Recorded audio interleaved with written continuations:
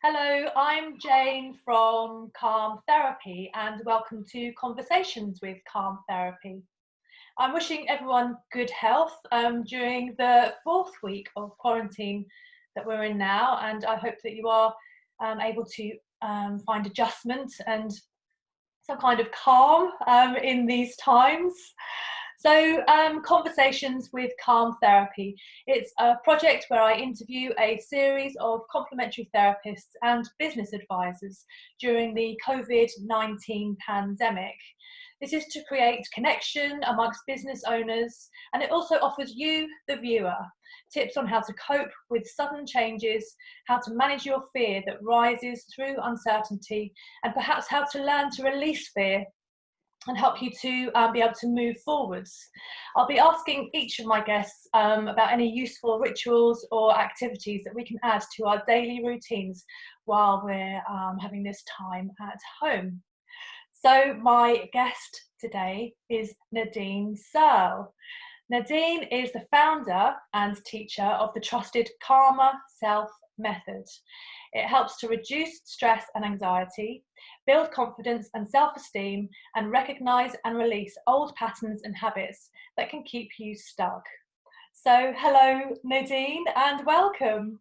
Thank you, Jane. Hello, how are you I'm today? good, I'm very well, thank you. Good, good. I'm so pleased that you've asked me to be part of this project. You've got fabulous guests and there is tons of great advice, so it's really wonderful what you're doing. Oh, thank you. Well, I'm pleased that you've been glad to join me on this project, and I'm Definitely. really enjoying doing this as well. It's good to meet all different people, and great to have you on board. Thank you. So, could you give us just a little bit about your background and about the work that you're doing now, please? Yes, I'm happy to share.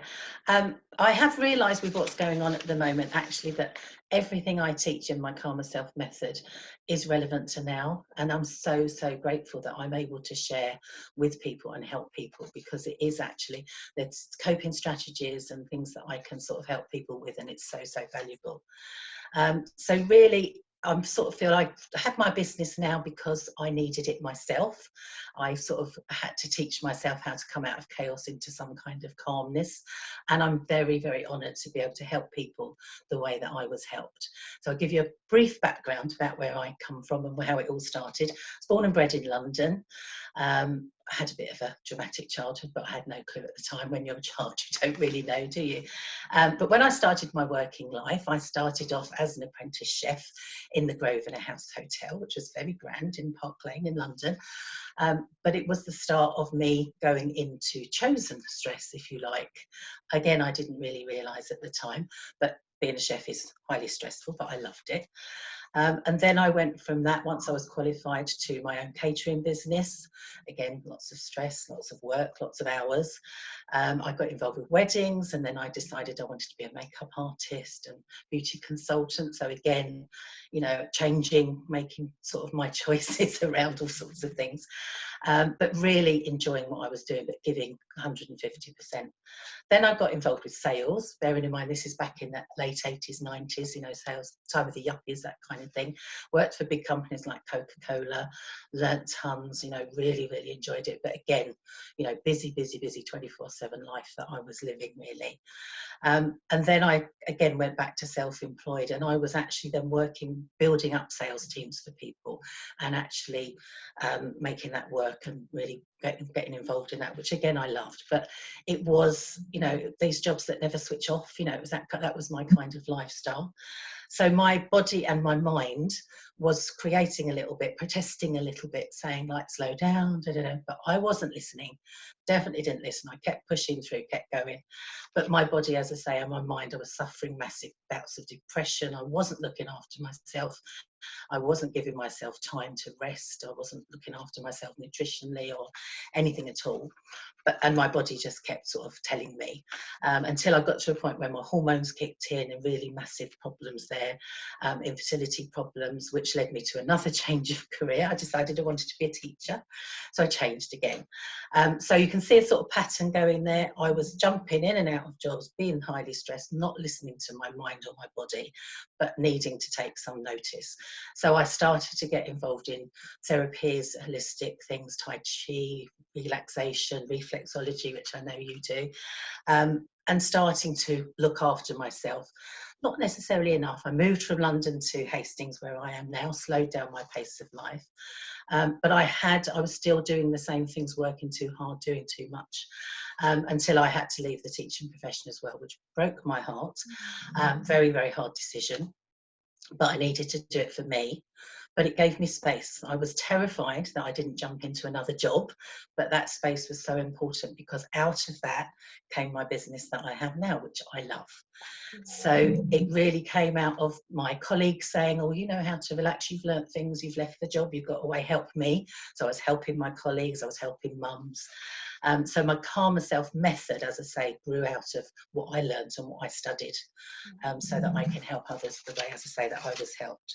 So it's a combination of meditation, mindfulness, simple breathing techniques that I teach people, and I guide and assist people so that they can find a way for themselves. That's why I call it calmer self. I'm teaching people to do it for themselves, how to actually snatch a moment of calm, because we're all so busy. My story, as you could see, was I didn't have time, I didn't think I was that important, and this is what I see with my clients all the time. So massively work one-to-one with people, fitting in these strategies and these techniques and everything. But I also do workshops, and I go into schools, and I help with exam stress and things like that. So any way that I can help, I'm really happy to help. And as I say, it's all through me learning it all the hard way. That's such an interesting story, how you came about and how your business has come to fruition, basically. So yeah, and I'm so grateful. Yeah. So I ask my guests the same 3 questions. So I'm hoping that you answer from your area of expertise today. So we'll go straight into question 1. We're going through unprecedented times of sudden change. How might we maintain a positive outlook and a feeling of connection whilst in this period of isolation? Yeah. You are so right. It is a change, isn't it? It's been forced on us. And I think a lot of us don't really like that. I'm so against change, and especially when it's not my choice. So it is really what I encourage people to do, is recognise that feeling and actually just notice it, be mindful of maybe what we're saying to ourselves. Our self-talk is quite important, what we're saying out loud, how we're reacting to things, and just be mindful. You know, it's okay to feel a bit cross and frustrated with what's going on. It's quite normal, but just to notice, you know, to put a positive slant on it if we can. We're really good at that. It's human nature, isn't it? It's what we do. And just actually think about, you know, a way that we can look forward to the change. You know, we have, as you said quite rightly, we've had this change forced upon us. It's a time for us to come out the other side a different way. I think, what are we in now, week 3 or week 4 or something, aren't we? You know, we're starting to find new routines, new things, new ways of doing things. I find myself saying all the time, our new normal, you know, it's what I'm saying all the time. We're developing into something different. We're going to come out to a different world. So that positivity is there for us, but to recognise that it's balanced so much with that up and down feeling that I think we're all going through a little bit of actually knowing that it's a change and it's scary, but it can be a positive thing. So just to feel, as I say, that we can come out the other side a little bit changed, you know, it's a good thing, and a time for us to perhaps look at what we're doing, let go of some old habits, reinvent ourselves, come out with a little bit of newness, and actually really revel in it, really take back our control a little bit, I think, as well, because it's been ripped away from us, hasn't it? You know, Yes. just to go, well, actually, you know, I can control this. And one of my methods is actually looking at our anxiety and how we feel, and just with some simple breathing techniques, how we can just take our power back a little bit, and it takes the fear away. And it's so empowering for us to be able to do that. So it's something I teach all the time, and I love it. And on your point very briefly about connection, you know, we're all jumping online, aren't we? You know, I'm the same as you. You know, my hands-on therapies I stopped doing a long time ago because of safety and everything. And I miss that, you know, connection is key, isn't it? But we have online, thank heavens we do. But I'm really enjoying connecting with a lot of my clients on the telephone, the old fashioned way. And I'm really loving that, you know, and it's giving me a lot, chatting to clients that I maybe haven't spoken to for a while, seeing how they're doing, and they're them telling me things that are uplifting me, and that connection is key. So with friends, family, colleagues, you know, it's lovely. Just jumping on the phone is quite a novel thing for me at the moment, really. And again, just to know that connection in a wider sense, you know, we're all in the same boat, a little bit different for everybody, but that, what do they call it, corona kindness that we're seeing everywhere, Oh, you know, that lovely. I haven't actually heard that one before. I've got all the cliches. It's but it is a little bit, you know, it's quite, there's bringing out some wonderful things in people, isn't it? And for us to feel connected, you know, the clapping on a Thursday evening, that kind of thing, you know, it makes us all feel connected, doesn't it? And so it is there if we just look for it and find our way, again, our new way of doing things. So brilliant. I'm loving it. Yeah. Fantastic. So question 2, it's known that fear can have a negative impact on the body. How might people release themselves from this fear to reduce mental and physical health issues? And, you know, how can we move forward? Yeah, it's brilliant. You know, it really, really makes me see how this calmer self method is what I've been teaching all the time, you know, how to recognize and release fear, especially, you know, and find a different way of doing things. So again, I'd encourage everyone just to recognize that this is normal. You know, it is okay to be scared at the moment, to be a little bit uncertain, and to have that sort of roller coaster of emotions, because it's normal. You know, we are designed, aren't we, to protect ourselves, and that's where fear kicks in, and that's what we do. It's natural, and it's something to be grateful for, you know. We used to talk a lot of time about we're saving ourselves from the saber-toothed tiger and everything, and there isn't one at the moment. Well, in a way, without wanting to scare people, we are facing something really serious at the moment. So for our body's defense mechanisms to kick in, and that panic and that fear to be there sometimes, is so normal. So again, just to acknowledge that, you know, that classic fight, flight or freeze, I like to add into that as well. You know, we've got stories of families like picking on each other and having to go because we're all locked in together. That's our fighting bit coming out. That's normal, isn't it? You know, the flight, if you like, I think is coming out in the way of maybe us working a bit too hard, throwing ourselves into homeschooling, throwing ourselves into online work and everything. Maybe a bit of trying. We can't run away at the moment, we can't get out, but we can avoid, can't we? So our kind of doing that is quite normal. And then there's the other side of that. There's people that are just frozen, don't know what to do, you know, and again, they're all really normal reactions, and it's okay to feel like that. So again, just to be looking at it and just give yourself a bit of a break and go, it's okay to feel like that, but I can change it. Recognize that feeling. And again, I teach a very simple process and of just knowing that we can change how we feel. Might only be temporary. We might come back to those feelings, and again, that's quite normal, but we can get out of it, and we can take our power back and get rid of that fear. So it's really lovely to feel that. And on a practical level, I teach with exam stress quite a lot of the time, things like that. You know, when you feel that anxiety rising in you, you almost shake a little bit, you can feel your body. Just to go with that, so shake your hands out, do something. You can just open and close your hands if you like, just really feel it. Stamp your feet if you want to. Get moving. Movement is so powerful, and it releases things. So it's something you might feel a bit silly doing it, but you know, just have a go at moving around when you're feeling anxious, and really vocalize, shout and scream if you get the opportunity. You know, say things out loud, get them out, and really just feel, you know, a little bit more connected and everything. Give yourself a little hug if you want to, you know. Might feel really silly, but these things at these times, they're really, really helpful. Yeah, really important. Lovely, thank you, Nadine. So question 3, based on your experiences, can you suggest any useful rituals or activities that we can add to our routines to support us during this new way of life? And definitely, as I said, you know, this is a perfect time for us to let go of old habits and create some new ones. And God, there's so many routines and rituals that I could mention, but I'll keep it brief.